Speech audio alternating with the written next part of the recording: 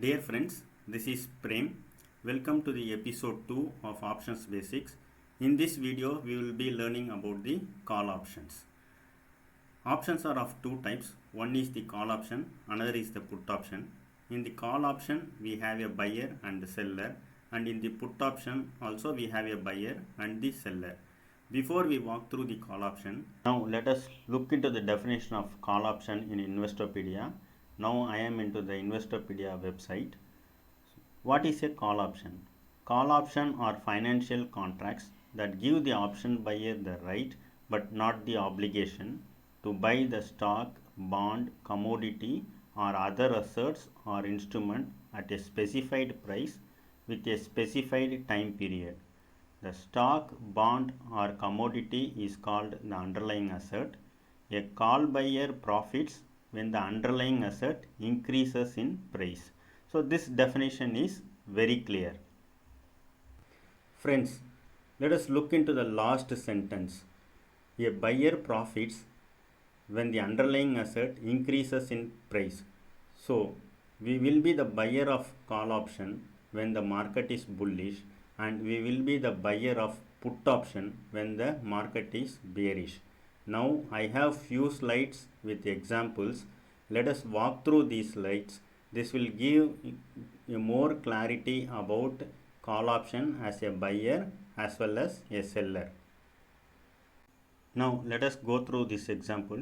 Spot price of the stock is 50. This stock is currently trading around 50, and the buyer of the stock, he is ready to buy the stock at rupees 70. So which is the strike price of the stock, and the premium of the stock is currently trading at rupees 10. So last traded price premium of this stock is rupees 10. So the buyer is okay to buy this stock at a strike price of rupees 70 because he feels within 1 month the stock price can touch 100 or it will go beyond 100. So he is ready to pay the premium of rupees 10 for the strike price of 70. So once the trading happens, so 10 rupees is debited from the buyer and it is credited into the seller's accounts. So the profit for the seller now at this stage is rupees 10, and the net cost for the buyer is rupees 10. So now I have two line charts here. One is call option bullish trend for the buyer. So what happens when the stock price gradually increases from rupees 50 to 110 is given in this line chart.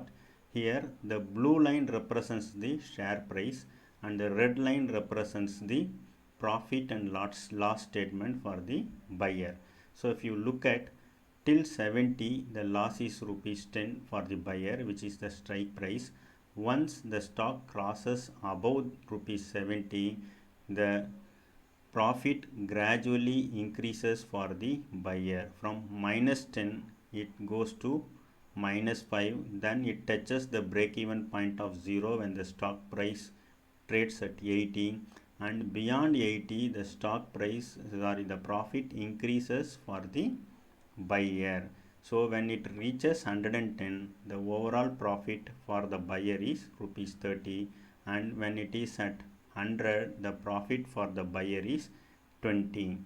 So now if you look at the profit loss statement which I had given here, so price at which the stock is bought is rupees 70, the premium paid is rupees 10, and expense incurred is 70 plus this 10 is 80, and current market price assuming it is 100. So what is the profit the buyer gets is rupees 20. So 100 minus 80 is rupees 20 is the profit for the buyer. Here our assumption is the stock gradually increases from rupees 50 and it is trading at around 100 at the day of expiry is what our assumption. When this is the flow, so the profit and loss statement looks like this for the buyer. Now let us look into the line chart for the seller. Here the blue line represents the share price and the red line represents the profit and loss statement for the seller. So the strike price is 70 and premium is rupees 10. So till 70 or below 70, there is no loss for the seller and he gains rupees 10. Once the share price crosses rupees 70, his profit slowly diminishes, and at 80 is the break-even point where there is no profit and no loss for the seller. And beyond 80, when the share price moves ahead and there is a gradual decrease in the profit, and it's a negative for the seller. If you look at the buyer's chart and the seller chart, it is totally opposite. As and when there is a increase in the profit for the buyer, it's a corresponding loss for the seller. Here the buyer pays rupees 10, but when the share price increases, he is able to make 200% or 300% or more than 300% profit. But for the seller, he received only 10 rupees, but in case if the market moves against him, he will be incurring a huge loss. Now let us go through these two charts. One is the bearish trend, another is the combination of all three: bullish, bearish and break even. In the bearish trend, since the stock did not rise beyond the strike price of 70, there is no change in the profit and loss statement for the buyer as well as seller. In this case, the seller makes a profit of rupees 10 and the buyer makes a loss of rupees 10. In the second line chart, where in the call option bullish, bearish and break even trend, so whenever when the stock is bullish, when it reaches 110, there is a profit for the buyer, and when it is below 70 or when it trades at 70, it's a loss for the buyer. Here the buyer need to square off the position when the stock is trading at 130, so that he can make profit and come out of it.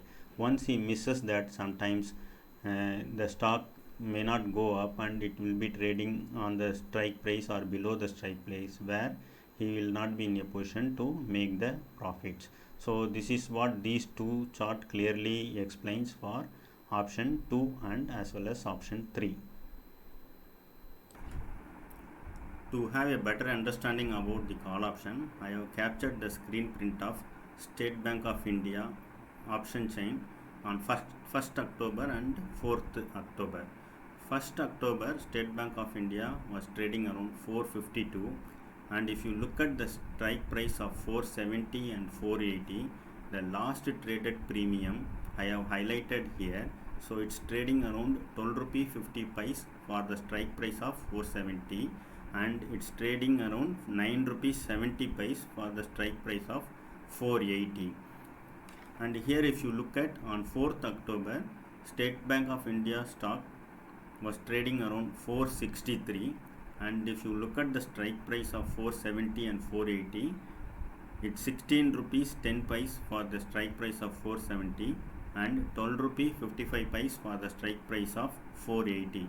So there is a corresponding increase in the stock price.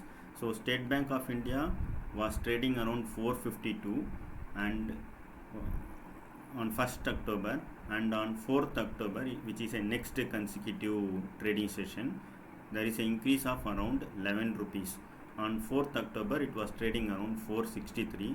So when the stock price increases, the call option premium also increases. So the buyer of the call option can make a good profit if the stock prices increases. To summarize, in call option, a buyer profits when the underlying stock increases in price. In this video, with an example, I have clearly explained when it is profitable to a buyer and seller and when it is a loss to a buyer and seller. And also with a live example of State Bank of India Nifty option chain on 1st October and 4th October, I have shown how the last trading price increases when the State Bank of India stock price increased from 452 to 463. So I believe this helps you to know more about call option. Thank you for watching my video.